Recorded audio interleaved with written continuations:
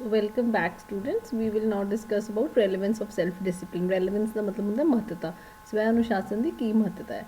The possession of these skills enable you to preserve your decisions and plans. So ਜੇ ਸਾਡੇ ਅੰਦਰ self discipline ਹੁੰਦਾ ਸਾਨੂੰ ਇੱਕ ਮਦਦ ਕਰਦਾ ਕਿ ਅਸੀਂ ਆਪਣੇ ਫੈਸਲਿਆਂ ਨਾਲ ਤੇ ਆਪਣੀ ਯੋਜਨਾਵਾਂ ਦੇ ਨਾਲ ਜੁੜੇ ਰਹਿੰਦੇ ਹਾਂ ਜਦ ਤੱਕ ਉਹ ਪੂਰੀਆਂ ਨਹੀਂ ਹੁੰਦੀਆਂ। So preserve with your decisions and plans until you accomplish them. ਜਦੋਂ ਤੱਕ ਅਸੀਂ ਆਪਣੇ ਫੈਸਲਿਆਂ ਨੂੰ ਜਾਂ ਆਪਣੇ ਯੋਜਨਾਵਾਂ ਨੂੰ ਹਾਸਿਲ ਨਹੀਂ ਕਰ ਪਾਉਂਦੇ ਜਾਂ ਜਦ ਤੱਕ ਉਹਨਾਂ ਨੂੰ ਪੂਰਾ ਨਹੀਂ ਕਰ ਲੈਂਦੇ ਉਦੋਂ ਤੱਕ ਅਸੀਂ ਉਹਨਾਂ ਦੇ ਨਾਲ ਜੁੜੇ ਰਹਿੰਦੇ ਹਾਂ। ਸੋ ਸੈਲਫ ਡਿਸਿਪਲਿਨ ਤੁਹਾਨੂੰ ਹੈਲਪ ਕਰਦਾ। ਜਿਵੇਂ ਪਿੱਛੇ ਵੀ ਕੀਤਾ ਸੀ ਪਰਸਿਸਟੈਂਸ ਦਾ ਮਤਲਬ ਇਹੀ ਹੁੰਦਾ ਹੈ ਕਿ ਤੁਸੀਂ ਲਗਾਤਾਰ ਉਸ ਕੰਮ ਨਾਲ ਜੁੜੇ ਰਹਿੰਦੇ ਹੋ ਜਿਸ ਕੰਮ ਨੂੰ ਤੁਸੀਂ ਕਰ ਰਹੇ ਹੋ। It also manifest as inner strength. ਸਾਨੂੰ ਅੰਦਰੂਨੀ ਮਜ਼ਬੂਤੀ ਦਿੰਦਾ ਜਿਸ ਨਾਲ ਅਸੀਂ ਸੱਚ ਦੇ ਰਾਹ 'ਤੇ ਜਾਂ ਆਪਣੇ ਉਦੇਸ਼ਾਂ ਦੀ ਪੂਰਤੀ ਲਈ ਯਤਨਸ਼ੀਲ ਰਹਿੰਦੇ ਹਾਂ। ਸਾਨੂੰ ਐਡਿਕਸ਼ਨਸ ਇਹ ਆਪਾਂ ਅੱਗੇ ਜਾ ਕੇ ਇੱਥੇ ਪੁਆਇੰਟ ਵੀ ਸੇਮ ਦੇਖਾਂਗੇ ਕਿ ਨੋਰਮਲੀ ਜਿਹੜੀਆਂ ਐਡਿਕਸ਼ਨਸ ਹੁੰਦੀਆਂ ਨੇ ਜਿਹੜੀਆਂ ਸਾਡੀਆਂ ਕੋਈ ਨਸ਼ੇ ਦੀ ਲੱਤ ਲੱਗ ਜਾਂਦੀ ਹੈ। ਐਡਿਕਸ਼ਨ ਦਾ ਮਤਲਬ ਹੁੰਦਾ ਕਿਸੇ ਵੀ ਚੀਜ਼ ਦੀ ਲੱਤ ਲੱਗ ਜਾਣੀ, ਚਾਹੇ ਉਹ ਨਸ਼ੇ ਦੀ ਲੱਤ ਹੋਵੇ ਜਾਂ ਟੈਕਨੋਲੋਜੀ ਦੀ ਐਡਿਕਸ਼ਨ ਹੋਵੇ ਜਾਂ ਕਈ ਵਾਰ ਤੁਸੀਂ ਕਹਿੰਦੇ ਟੀਵੀ ਦੇਖਣ ਦੀ ਐਡਿਕਸ਼ਨ ਹੋਵੇ। Any kind of N addictions ਲੰਬੇ ਸਮੇਂ ਲਈ ਜੇ ਸਾਡੀਆਂ ਜ਼ਿੰਦਗੀ 'ਚ ਜੁੜੀਆਂ ਰਹਿਣ ਤਾਂ ਬਿਹੇਵੀਅਰ ਪ੍ਰੋਬਲਮਸ ਬਣ ਜਾਂਦੀਆਂ ਨੇ ਰਾਈਟ। ਸੋ ਸੈਲਫ ਡਿਸਿਪਲਿਨ ਸਾਨੂੰ ਉਹਨਾਂ ਲੱਤਾਂ ਤੋਂ ਦੂਰ ਲੈ ਕੇ ਜਾਂਦਾ। ਅਸੀਂ ਐਡਿਕਸ਼ਨ ਕਿਸੇ ਵੀ ਚੀਜ਼ ਦੀ ਸਾਨੂੰ ਇੱਕ ਤਰ੍ਹਾਂ ਦੀ ਐਡਿਕਸ਼ਨ ਨਹੀਂ ਹੁੰਦੀ, ਓਵਰ ਡਿਪੈਂਡੈਂਸ ਨਹੀਂ ਹੁੰਦੀ, ਲੋੜ ਤੋਂ ਵੱਧ ਅਸੀਂ ਨਿਰਭਰ ਨਹੀਂ ਹੁੰਦੇ ਰਾਈਟ। ਪ੍ਰੋਕ੍ਰੈਸਟੀਨੇਸ਼ਨ ਹੁੰਦਾ ਆਪਣੇ ਕੰਮ ਨੂੰ ਟਾਲਦੇ ਰਹਿਣਾ ਵੀ ਜਿਵੇਂ ਅਸਾਈਨਮੈਂਟ ਅੱਜ ਦੇ ਨਹੀਂ ਹੋਵੇ ਤਾਂ ਪਤਾ ਕਹਿੰਦੇ ਨਹੀਂ ਕੋਈ ਨਾ ਮੈਂ 5 ਦਿਨਾਂ ਬਾਅਦ ਦੇ ਦੂੰ। ਸੋ ਜੋ ਕੰਮ ਅਸੀਂ ਅੱਜ ਕਰਨਾ ਉਹ ਅੱਜ ਨਾ ਕਰਕੇ ਆਉਣ ਵਾਲੇ ਸਮੇਂ 'ਤੇ ਟਾਲ ਦੇਣਾ। ਸੋ ਸੈਲਫ ਡਿਸਿਪਲਿਨ ਸਾਨੂੰ ਉਸ ਚੀਜ਼ ਤੋਂ ਵੀ ਦੂਰ ਰੱਖਦਾ, ਆਲਸ ਤੋਂ ਵੀ ਦੂਰ ਰੱਖਦਾ ਰਾਈਟ। ਅਤੇ ਸਾਨੂੰ ਇੱਕ ਆਪਣੇ ਮਨ ਦੀ ਇੱਛਾ ਜਾਂ ਮਨ ਦੇ ਕੰਮ ਪੂਰਾ ਕਰਨ ਲਈ ਤਾਕਤ ਦਿੰਦਾ ਰਾਈਟ। ਸੋ ਸਭ ਤੋਂ ਪਹਿਲਾਂ ਸੈਲਫ ਡਿਸਿਪਲਿਨ ਦੀ ਕੀ ਮਹੱਤਤਾ ਹੈ ਕਿ ਸਾਨੂੰ ਆਪਣੇ ਫੈਸਲਿਆਂ ਨਾਲ ਆਪਣੇ ਪਲਾਨਸ ਨਾਲ ਜੁੜੇ ਰਹਿਣ ਲਈ ਪ੍ਰੇਰਿਤ ਕਰਦਾ ਜਦੋਂ ਤੱਕ ਅਸੀਂ ਉਹਨਾਂ ਨੂੰ ਹਾਸਿਲ ਨਹੀਂ ਕਰ ਸਕਦੇ। ਸਾਨੂੰ ਇਨਰ ਸਟਰੈਂਥ ਦਿੰਦਾ, ਅੰਦਰੂਨੀ ਮਜ਼ਬੂਤੀ ਪ੍ਰਦਾਨ ਕਰਦਾ। ਸਾਨੂੰ ਕਿਸੇ ਵੀ ਗਲਤ ਆਦਤ 'ਤੇ ਜਿਹੜੀ ਲੋੜ ਤੋਂ ਵੱਧ ਨਿਰਭਰਤਾ ਹੈ ਜਾਂ ਲੱਤ ਹੈ ਉਸ ਤੋਂ ਬਚਾ ਕੇ ਰੱਖਦਾ। ਆਪਣੇ ਕੰਮ ਨੂੰ ਟਾਲਣ ਦੀ ਜਿਹੜੀ ਆਦਤ ਹੈ ਉਸ ਤੋਂ ਬਚਾ ਕੇ ਰੱਖਦਾ, ਆਲਸਪਨ ਤੋਂ ਦੂਰ ਰੱਖਦਾ ਅਤੇ ਆਪਣੀ ਮਨ ਦੀਆਂ ਗੱਲਾਂ ਜਾਂ ਮਨ ਦੀ ਗੱਲ ਨੂੰ ਪੂਰਾ ਕਰਨ ਵਿੱਚ ਸਾਨੂੰ ਤਾਕਤ ਦਿੰਦਾ। It gives you the power to stick to your decision without changing your mind every now and then। ਠੀਕ ਹੈ। ਸੋ ਆਪਾਂ ਆਪਣੇ ਫੈਸਲੇ ਨਾਲ ਜੁੜੇ ਰਹਿੰਦੇ ਹਾਂ, ਆਪਣੇ ਮਨ ਨੂੰ ਬਦਲਦੇ ਨਹੀਂ ਰਹਿੰਦੇ, ਸਥਿਰਤਾ ਰਹਿੰਦੀ ਹੈ ਜਦੋਂ ਤੱਕ ਸਾਡੇ ਜ਼ਿੰਦਗੀ ਦੇ ਜਿਹੜੇ ਉਦੇਸ਼ ਆ ਉਹ ਪੂਰੇ ਨਹੀਂ ਹੁੰਦੇ ਜਾਂਦੇ ਰਾਈਟ। ਤੁਹਾਡੀ ਜਿਹੜੀ ਪੇਸ਼ੈਂਸ ਹੈ ਤੁਸੀਂ ਉਹਦੇ ਮਾਸਟਰ ਬਣ ਜਾਂਦੇ ਹੋ। ਸੋ ਜੇ ਤੁਸੀਂ ਸੈਲਫ ਡਿਸਿਪਲਿਨਡ ਹੋ ਤਾਂ ਜਿਹੜਾ ਆਪਾਂ ਅੰਦਰ ਉਹ ਕਹਿੰਦੇ ਹੁੰਦੇ ਸ਼ਾਂਤ ਸੁਭਾਅ ਹੁੰਦਾ ਸਾਡਾ ਜਾਂ ਕਿਸੇ ਪੇਸ਼ੈਂਸ ਦਾ ਮਤਲਬ ਹੁੰਦਾ ਜਦੋਂ ਅਸੀਂ ਬਹੁਤ ਜਲਦੀ ਰਿਐਕਟ ਨਹੀਂ ਕਰਦੇ। ਅਸੀਂ ਕਿਸੇ ਵੀ ਪ੍ਰੋਬਲਮ ਨੂੰ ਦੇ ਲਈ ਆਪਣਾ ਜੋ ਰਿਐਕਸ਼ਨ ਹੈ ਜਾਂ ਆਪਣਾ ਜੋ ਜਵਾਬ ਹੈ ਬਹੁਤ ਛੇਤੀ ਨਹੀਂ ਦਿੰਦੇ, ਸੋਚ ਸਮਝ ਕੇ ਵਿਚਾਰ ਕਰਕੇ ਸਮੱਸਿਆ ਨੂੰ ਹੱਲ ਕਰਨ ਦੀ ਕੋਸ਼ਿਸ਼ ਕਰਦੇ ਹਾਂ। ਪੇਸ਼ੈਂਸ ਹੁੰਦਾ ਆਰਾਮ ਹੋਣਾ, ਕਿਸੇ ਚੀਜ਼ ਨੂੰ ਬਰਦਾਸ਼ਤ ਦਾ ਹੋਣਾ। ਸੋ ਉਸ ਚੀਜ਼ ਨੂੰ ਸਾਨੂੰ ਉਸ ਚੀਜ਼ ਦਾ ਮਾਸਟਰ ਬਣਾ ਦਿੰਦਾ, ਮਾਲਕ ਬਣਾ ਦਿੰਦਾ, ਜਿਸ ਕਰਕੇ ਅਸੀਂ ਹਮੇਸ਼ਾ ਜ਼ਿੰਦਗੀ ਦੀ ਪੂਰੀ ਵੱਡੀ ਪਿਕਚਰ ਦੇਖਦੇ ਹਾਂ। ਸੋ ਅਸੀਂ ਜਦੋਂ ਵੀ ਕੋਈ ਕੰਮ ਕਰ ਰਹੇ, ਜਿਵੇਂ ਸਪੋਜ਼ ਤੁਹਾਡੀ ਫੋਰ ਐਗਜ਼ਾਮਪਲ ਮੈਂ ਤੁਹਾਨੂੰ ਇੱਕ ਐਗਜ਼ਾਮਪਲ ਦਿੰਦੀ ਹਾਂ ਕਿ ਇੱਕ ਬੱਚਾ ਹੈ ਉਹ ਕਹਿੰਦਾ ਹੋਏਗਾ ਗੂਗਲ ਕਲਾਸਰੂਮ ਦੇ ਆਪਣਾ ਰੋਜ਼ ਦਾ ਕੰਮ ਰੋਜ਼ ਕਰ ਰਿਹਾ। ਦੂਸਰੇ ਬੱਚੇ ਨੂੰ ਕਹਿੰਦਾ ਤੈਨੂੰ ਕੀ ਫਾਇਦਾ ਰੋਜ਼ ਦਾ ਕੰਮ ਰੋਜ਼ ਕਰਕੇ, ਬਟ ਦੈਨ ਲੌਂਗ ਰਨ ਦੇਖ ਰਿਹਾ ਉਹ ਬੱਚਾ, ਲੰਬੀ ਪਿਕਚਰ ਦੇਖ ਰਿਹਾ ਕਿ ਉਹ ਇਕੱਲਾ ਜੇ ਤੁਸੀਂ ਆਪਣਾ ਕੰਮ ਰੋਜ਼ ਦਾ ਰੋਜ਼ ਕਰਦੇ ਰਹੋਗੇ ਇੱਕ ਤਾਂ ਤੁਹਾਡਾ ਕੰਮ ਪਾਈਲ ਅਪ ਨਹੀਂ ਹੋਊਗਾ, but at the end of the day ਜਿਹੜੀ ਥੋੜੀ ਨੌਲੇਜ ਹੈ ਉਹ ਤੁਹਾਡੇ ਕੋਲ ਵਧੇਗੀ। ਸੋ ਉਹਨੂੰ ਹੁੰਦਾ ਕਿ ਆਪਾਂ ਕਹਿੰਦੇ ਆਪਾਂ ਵੱਡੀ ਤਸਵੀਰ ਦੇਖਦੇ ਹਾਂ ਕਿ ਜਿਹੜਾ ਇੱਕ ਕੰਮ ਮੈਂ ਰੋਜ਼ ਲਗਾਤਾਰ ਥੋੜਾ ਕੰਮ ਕਰ ਰਿਹਾ ਉਹ ਮੈਨੂੰ ਐਂਡ ਆਫ ਦ ਡੇ ਕਿੱਥੇ ਲੈ ਕੇ ਜਾਏਗਾ ਰਾਈਟ। ਟੈਂਪਟੇਸ਼ਨਸ ਆਪਾਂ ਪਿੱਛੇ ਵੀ ਕੀਤੀਆਂ ਸੀ, ਜਿਹੜੀਆਂ ਕੋਈ ਆਦਤਾਂ ਜੋ ਸਾਨੂੰ ਆਪਣੇ ਰਾਹ ਤੋਂ ਭਟਕਾਉਂਦੀਆਂ ਨੇ ਉਹਨਾਂ ਨੂੰ ਰਿਜੈਕਟ ਕਰਨ ਦੀ ਕਾਬਲੀਅਤ। ਪਲੇਜਰਸ ਆਨੰਦ, ਕਈ ਵਾਰ ਹੁੰਦਾ ਕਿ 2-3 ਦਿਨ ਕਲਾਸ ਬੰਕ ਕਰਨਾ ਬਹੁਤ ਵਧੀਆ ਲੱਗਦਾ, ਪਰ 2-3 ਦਿਨ ਕਲਾਸ ਬੰਕ ਦੀ ਜ਼ਿੰਦਗੀ ਵਿੱਚ ਜਿੰਨਾ ਵੱਡਾ ਸਾਡਾ ਨੁਕਸਾਨ ਹੋ ਜਾਂਦਾ ਉਹ ਨਹੀਂ ਠੀਕ। ਸੋ ਜ਼ਿੰਦਗੀ ਦੇ ਜਿਹੜੇ ਆਨੰਦ ਹੁੰਦੇ ਨੇ ਬਹੁਤੀ ਵਾਰ ਉਹ ਆਨੰਦ ਸਾਨੂੰ ਲੰਬੇ ਸਮੇਂ ਤੱਕ ਕਿਤੇ ਵਧੀਆ ਜਗ੍ਹਾ ਨਹੀਂ ਲੈ ਕੇ ਜਾਂਦੇ। ਸੋ ਉਹਨਾਂ ਨੂੰ ਛੱਡਣ 'ਚ ਵੀ ਸਾਨੂੰ ਮਦਦ ਕਰਦਾ ਰਾਈਟ। ਸੋ ਹਮੇਸ਼ਾ ਇਨਸਾਨ ਹੈ ਜਿਹੜਾ ਉਹ ਵੱਡੇ ਫਾਇਦੇ ਜਾਂ ਗ੍ਰੇਟਰ ਗੇਨਸ ਵੱਲ ਜ਼ਿਆਦਾ ਧਿਆਨ ਦਿੰਦਾ। ਜ਼ਿੰਦਗੀ ਵਿੱਚ ਬਹੁਤ ਜ਼ਿਆਦਾ ਰੁਕਾਵਟਾਂ ਹੁੰਦੀਆਂ ਹਰ ਇੱਕ ਖੇਤਰ ਵਿੱਚ, ਤੁਸੀਂ ਜਿਸ ਮਰਜ਼ੀ ਖੇਤਰ ਵਿੱਚ ਜਾਓ ਕੋਈ ਨਾ ਕੋਈ ਜਿਹੜਾ ਆਬਸਟੈਕਲ ਹੈ ਤੁਹਾਡੇ ਰਸਤੇ ਵਿੱਚ ਜ਼ਰੂਰ ਆਊਗਾ ਐਂਡ ਤੁਹਾਨੂੰ ਉਹਨਾਂ ਰੁਕਾਵਟਾਂ ਨੂੰ ਪਾਰ ਕਰਨਾ ਪੈਂਦਾ ਤਾਂ ਹੀ ਸਫਲਤਾ ਮਿਲਦੀ ਹੈ। ਐਂਡ ਇਹ ਸਾਰਾ ਕੰਮ ਤਾਂ ਹੀ ਹੋ ਪਾਏਗਾ ਜੇ ਤੁਸੀਂ ਪਰਸਿਸਟੈਂਟ ਹੋ, ਲਗਾਤਾਰ ਆਪਣੀ ਗੋਲ ਦੇ ਲਈ ਯਤਨਸ਼ੀਲ ਰਹਿੰਦੇ ਹੋ। ਐਂਡ ਇਸ ਲਈ ਤੁਹਾਨੂੰ ਫਿਰ ਸਵੈ ਅਨੁਸ਼ਾਸਨ ਦੀ ਲੋੜ ਹੈ। ਸੋ ਸਵੈ ਅਨੁਸ਼ਾਸਨ ਤੁਹਾਨੂੰ ਆਪਣੇ ਰਸਤੇ ਵਿੱਚ ਜੋ ਵੱਖ-ਵੱਖ ਰੁਕਾਵਟਾਂ ਆਉਂਦੀਆਂ ਨੇ ਜਾਂ ਮੁਸ਼ਕਲਾਂ ਆਉਂਦੀਆਂ ਇਨਸਾਨ ਨੂੰ, ਉਹਨਾਂ ਰੁਕਾਵਟਾਂ ਜਾਂ ਮੁਸ਼ਕਲਾਂ ਨੂੰ ਦੂਰ ਕਰਨ ਲਈ ਮਦਦ ਕਰਦਾ ਹੈ। Develop higher self esteem and self confidence. So ਆਪਣੇ ਆਪ 'ਤੇ ਜਿਹੜਾ ਸਵੈ ਆਤਮ ਵਿਸ਼ਵਾਸ ਹੈ ਉਹ ਵੀ ਵਧਾਉਂਦਾ ਹੈ, ਪਲੱਸ ਆਪਣੇ ਆਪ 'ਤੇ ਸਵੈ ਦਾ ਜਦੋਂ ਆਪਾਂ ਮੁਲਾਂਕਣ ਕਰਦੇ ਹਾਂ ਤਾਂ ਉਦੋਂ ਆਪਣੇ ਆਪ ਨੂੰ ਜਿਹੜੀ ਆਪਣੀ ਇੱਜ਼ਤ ਹੈ, ਸਵੈ ਰਿਸਪੈਕਟ ਹੈ, ਉਸਨੂੰ ਵੀ ਵਾਧਾ ਕਰਦਾ। ਇਨਸਾਨ ਨੂੰ ਆਪਣੀਆਂ ਕਾਬਲੀਅਤਾਂ 'ਤੇ ਵੱਧ ਵਿਸ਼ਵਾਸ ਹੁੰਦਾ ਅਤੇ ਕਿ ਉਹ ਆਪਣੀਆਂ ਜਿਹੜੀਆਂ ਸਟਰੈਂਥਸ ਆ ਉਹਨਾਂ ਨੂੰ ਪਹਿਚਾਣ ਪਾਉਂਦਾ ਅਤੇ ਉਹਨਾਂ ਤਾਕਤਾਂ ਦੇ ਨਾਲ ਆਪਣੀ ਜ਼ਿੰਦਗੀ ਵਿੱਚ ਅੱਗੇ ਵਧਣ ਦੀ ਜਿਹੜੀ ਯਤਨ ਹੈ ਉਹ ਕਰ ਪਾਉਂਦਾ, ਰਾਈਟ। ਸੋ ਇਸ ਸਭ ਨਾਲ ਜਦੋਂ ਤੁਹਾਡੀ ਸੈਲਫ ਇਸਟੀਮ ਵੱਧ ਜਾਂਦੀ, ਆਪਣੀਆਂ ਅੱਖਾਂ ਵਿੱਚ ਆਪਣੀ ਜਿਹੜੀ ਇੱਜ਼ਤ ਆ ਉਹ ਵੱਧ ਜਾਂਦੀ ਹੈ, ਉਸ ਨਾਲ ਅਸੀਂ ਜ਼ਿੰਦਗੀ ਵਿੱਚ ਇੱਕ ਖੁਸ਼ ਇਨਸਾਨ ਵਾਂਗੂ ਜ਼ਿੰਦਗੀ ਨੂੰ ਬਤੀਤ ਕਰਦੇ ਆ। Discipline reinstate focus over distraction, ਸੋ ਤੁਹਾਡੇ ਕੇਂਦਰ ਨੂੰ ਵਾਪਸ ਲੈ ਕੇ ਆਉਂਦਾ ਆਪਣੇ ਕੰਮ ਨੂੰ, ਜੋ ਜ਼ਿੰਦਗੀ 'ਚ ਚੀਜ਼ਾਂ ਤੁਹਾਨੂੰ ਆਪਣੇ ਕੇਂਦਰ ਤੋਂ ਜਾਂ ਆਪਣੇ ਟੀਚੇ ਤੋਂ ਭਟਕਾ ਰਹੀਆਂ ਨੇ ਉਹਨਾਂ ਤੋਂ ਤੁਹਾਨੂੰ ਜਿੱਤ ਹਾਸਲ ਕਰਨ ਵਿੱਚ ਮਦਦ ਕਰਦਾ, right. So it is more about making the right decision, ਸਹੀ ਫੈਸਲੇ ਜ਼ਿੰਦਗੀ ਵਿੱਚ ਲੈਣਾ ਜੋ ਕਿ ਤੁਹਾਡੇ ਵਿਅਕਤੀਗਤ ਜੋ ਉਦੇਸ਼ ਹੈ ਉਹਨਾਂ ਦੇ ਨਾਲ ਰਲਦੇ ਹੋਣ। ਐਂਡ ਜੋ ਤੁਸੀਂ ਇਹ ਕਰਦੇ ਹੋ ਤਾਂ ਸਟੂਡੈਂਟ ਹੈ ਜਿਹੜੇ ਉਹ ਆਪਣੇ ਕੰਮ 'ਤੇ ਵਧੀਆ ਤਰ੍ਹਾਂ ਧਿਆਨ ਕੇਂਦਰਿਤ ਕਰਨ ਲਈ ਸਫਲ ਹੋ ਪਾਉਂਦੇ ਨੇ। It encourages life long learning, again ਜਿਵੇਂ ਆਪਾਂ ਕਹਿੰਦੇ ਜੇ ਲੋਕਡਾਊਨ ਹੋਇਆ ਹਰ ਬੰਦਾ ਘਰੇ ਬੈਠਾ ਕੁਛ ਨਾ ਕੁਛ ਕਰ ਰਿਹਾ ਹੋਊਗਾ, ਪਰ ਕੁਛ ਲੋਕ ਐਸੇ ਹੋਣਗੇ ਜੋ ਇਹਨਾਂ 15-20 ਦਿਨਾਂ ਦਾ ਆਪਣੀ ਜ਼ਿੰਦਗੀ ਨੂੰ ਨਿਖਾਰਨ ਦੇ ਵਿੱਚ ਯੂਜ਼ ਕਰ ਰਹੇ ਹੋਣਗੇ। ਕੋਈ ਬੁੱਕ ਰੀਡ ਕਰ ਸਕਦੇ ਆ, ਕੋਈ ਛੋਟੇ ਛੋਟੇ ਕੋਰਸ ਹੈ ਜਿਵੇਂ TCS ਨੇ ਲਾਂਚ ਕੀਤੇ ਆ, ਉਹ ਕੋਰਸਿਸ ਤੁਸੀਂ ਦੇਖ ਸਕਦੇ ਸੀ। ਜਾਂ ਜਿਵੇਂ ਹੁਣ ਤੁਹਾਡੇ 'ਚੋਂ ਬਹੁਤ ਬੱਚਿਆਂ ਨੇ ਗੂਗਲ ਕਲਾਸਰੂਮ ਪਹਿਲੀ ਵਾਰ ਜੁਆਇਨ ਕਰਿਆ ਅਤੇ ਉਹ ਮੈਨੂੰ ਕਹਿ ਵੀ ਰਹੇ ਸੀ ਕਿ ਮੈਮ ਸਾਨੂੰ ਮੁਸ਼ਕਿਲ ਹੋ ਰਹੀ ਹੈ, ਬਟ ਇਵੈਂਚੁਅਲੀ ਅੱਜ ਹਰ ਬੱਚੇ ਨੂੰ ਉਹ ਚੀਜ਼ ਯੂਜ਼ ਕਰਨੀ ਤਾਂ ਆਈ ਨਾ। So it is about life long learning, ਕਿ ਜ਼ਿੰਦਗੀ ਭਰ ਕੁਛ ਨਾ ਕੁਛ ਤਾਂ ਅਸੀਂ ਸਿੱਖਦੇ ਹੀ ਰਹਿਣਾ, ਹਰ ਜ਼ਿੰਦਗੀ ਦਾ ਤਜਰਬਾ ਤੁਹਾਨੂੰ ਕੁਛ ਸਿਖਾ ਕੇ ਜਾਂਦਾ। ਐਂਡ ਉਹ ਲਾਈਫ ਵਿੱਚ ਆਪਾਂ ਕਹੀਏ ਜੇ 130 ਕਰੋੜ ਬੰਦੇ ਆ ਇੰਡੀਆ ਦੇ ਵਿੱਚ, ਤਾਂ 130 ਕਰੋੜ ਬੰਦੇ ਨਹੀਂ ਸਿੱਖ ਰਹੇ ਹੋਣੇ ਕੁਛ, ਉਹ ਉਹੀ ਇਨਸਾਨ ਸਿੱਖ ਸਕਦਾ ਜਿਹਦੀ ਜ਼ਿੰਦਗੀ ਵਿੱਚ ਸਵੈ ਅਨੁਸ਼ਾਸਨ ਹੈ। ਸੋ ਸਵੈ ਅਨੁਸ਼ਾਸਨ ਹਮੇਸ਼ਾ ਤੁਹਾਨੂੰ ਲੰਬੇ ਉਦੇਸ਼ਾਂ ਲਈ, ਲੰਬੇ ਸਮੇਂ ਦੇ ਉਦੇਸ਼ ਨਿਰਧਾਰਿਤ ਕਰਨ ਵਿੱਚ ਮਦਦ ਕਰਦਾ, ਜਿਸ ਕਾਰਨ ਤੁਹਾਡੀ ਜਿਹੜੀ ਅਕਾਦਮਿਕ ਪਰਫੋਰਮੈਂਸ ਹੈ ਉਹ ਵੀ ਵਧੀਆ ਹੁੰਦੀ ਹੈ। ਐਂਡ ਪਲੱਸ ਤੁਸੀਂ ਸਦਾ ਜ਼ਿੰਦਗੀ ਭਰ ਸਿੱਖਣ ਲਈ ਯਤਨਸ਼ੀਲ ਰਹਿੰਦੇ ਹੋ। ਤੁਹਾਨੂੰ ਖੁਸ਼ੀ ਦਿੰਦਾ, ਮੇਕਸ ਯੂ ਫੀਲ ਗੁੱਡ, ਤੁਹਾਨੂੰ ਚੰਗਾ ਲੱਗਦਾ, because according to some research studies ਹੈ ਕਿ ਜਿਹੜੇ ਬੰਦੇ ਸੈਲਫ ਡਿਸਿਪਲਿਨ ਹੁੰਦੇ ਉਹਨਾਂ ਨੂੰ ਤਣਾਅ ਘੱਟ ਹੁੰਦਾ।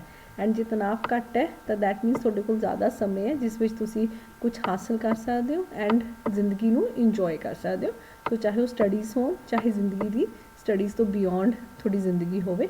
ਇਸ ਕਰਕੇ ਹਰ ਇੱਕ ਇਨਸਾਨ ਨੂੰ ਆਪਣੀ ਜ਼ਿੰਦਗੀ ਨਾਲ ਸੰਤੁਸ਼ਟੀ ਰਹਿੰਦੀ ਹੈ ਅਤੇ ਖੁਦ ਨਾਲ ਵੀ ਸੰਤੁਸ਼ਟੀ ਰਹਿੰਦੀ ਹੈ। ਸੋ ਜਿਹੜੇ ਲੋਕ ਸੈਲਫ ਡਿਸਿਪਲਿਨਡ ਆ ਬਹੁਤ ਵਾਰ ਪੈਸੀਮਿਸਟਿਕ ਨਹੀਂ ਹੁੰਦੇ, ਸਕਾਰਾਤਮਕ ਸੋਚ ਵਾਲੇ ਹੁੰਦੇ ਨੇ, ਆਪਣੀ ਜ਼ਿੰਦਗੀ ਤੋਂ ਅਤੇ ਖੁਦ ਤੋਂ ਕਾਫੀ ਹੱਦ ਤੱਕ ਸੰਤੁਸ਼ਟ ਰਹਿੰਦੇ ਆ, ਜਿਸ ਕਾਰਨ ਉਹ ਖੁਸ਼ੀ ਨੂੰ ਮਹਿਸੂਸ ਕਰਦੇ।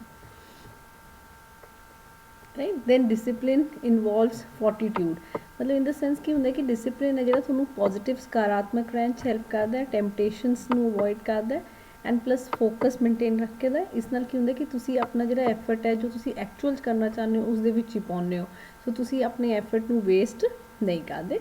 ਐਂਡ ਪਲੱਸ ਇਹ ਤੁਹਾਨੂੰ ਹੈਲਥ ਦਿੰਦਾ, ਫਿਜ਼ੀਕਲ, ਮੈਂਟਲ ਅਤੇ ਇਮੋਸ਼ਨਲ, ਫਿਜ਼ੀਕਲੀ ਸਰੀਰਕ, ਮਾਨਸਿਕ ਅਤੇ ਸੰਵੇਗਾਤਮਕ ਤੌਰ 'ਤੇ ਹਰ ਇੱਕ ਇਨਸਾਨ ਸਿਹਤਮੰਦ ਰਹਿੰਦਾ। ਫਿਜ਼ੀਕਲ ਤੇ ਤਾਂ ਸਿਹਤਮੰਦ ਹੁੰਦਾ ਜਿਵੇਂ ਆਪਾਂ ਕਹਿ ਕੇ ਆਪਾਂ ਲੋੜ ਅਨੁਸਾਰ ਖਾਵਾਂਗੇ, ਐਕਸਰਸਾਈਜ਼ ਵੀ ਕਰਾਂਗੇ, ਆਪਣੇ ਸਰੀਰ ਵੱਲ ਧਿਆਨ ਦੇਵਾਂਗੇ। So physically you will stay healthy, mentally ਤੁਸੀਂ ਹੈਲਦੀ ਰਹਿੰਦੇ ਹੋ ਬਿਕੋਜ਼ ਤੁਹਾਨੂੰ ਪਤਾ ਹੁੰਦਾ what to read, what not to read. ਤੁਸੀਂ ਚੰਗੇ ਨਿਊਜ਼ਪੇਪਰਸ ਪੜ੍ਹਦੇ ਆ, ਸਭ ਬੱਚੇ ਬੁੱਕਸ ਵਧੀਆ ਪੜ੍ਹਦੇ ਆ, ਤਾਂ ਮਾਨਸਿਕ ਤੌਰ 'ਤੇ ਵੀ ਉਹ ਸਿਹਤਮੰਦ ਰਹਿੰਦੇ। ਸੰਵੇਗਾਤਮਕ ਤੌਰ 'ਤੇ ਅਸੀਂ ਜਦੋਂ ਆਪਣੇ ਆਪ 'ਤੇ ਸੈਲਫ ਕੰਟਰੋਲ ਕਰਦੇ ਹਾਂ, ਸੈਲਫ ਅਵੇਅਰਨੈਸ ਹੁੰਦਾ, ਉਸ ਦੇ ਨਾਲ ਵੀ ਅਸੀਂ ਮੈਂਟਲੀ ਇਮੋਸ਼ਨਲੀ ਜਿਹੜੇ ਸਟਰੋਂਗ ਕਰਦੇ ਹਾਂ। ਸੋ ਜਦੋਂ ਵੀ ਆਪਾਂ ਸੈਲਫ ਡਿਸਿਪਲਿਨ ਦੀ ਗੱਲ ਕਰੀਏ, ਦੇ ਆਰ 5 ਪ੍ਰਿੰਸੀਪਲਸ। ਹਮੇਸ਼ਾ ਡਿਫੀਕਲਟ ਟਾਸਕ ਨੂੰ ਫੇਸ ਕਰੋ, ਉਹਨੂੰ ਅਵੋਇਡ ਕਰਨ ਦੀ ਬਜਾਏ। ਜੋ ਮੁਸ਼ਕਿਲਾਂ ਨੇ ਜ਼ਿੰਦਗੀ ਦੀਆਂ ਉਹਨਾਂ ਨੂੰ ਇੱਕ ਵਾਰ ਸਾਹਮਣਾ ਕਰੋ। ਕਿੰਨੀ ਦੇਰ ਆਪਾਂ ਭੱਜਾਂਗੇ ਮੁਸ਼ਕਿਲਾਂ ਤੋਂ। ਸੋ ਜੇ ਮੁਸ਼ਕਿਲ ਦਾ ਸਾਹਮਣਾ ਕਰੋਗੇ ਤਾਂ ਉਸ ਦੇ ਨਾਲ ਉਸ ਮੁਸ਼ਕਿਲ ਨੂੰ ਦੂਰ ਵੀ ਕਰੋਗੇ ਅਤੇ ਸਵੈ ਅਨੁਸ਼ਾਸਨ ਦਾ ਵਿਕਾਸ ਵੀ ਹੋਏਗਾ।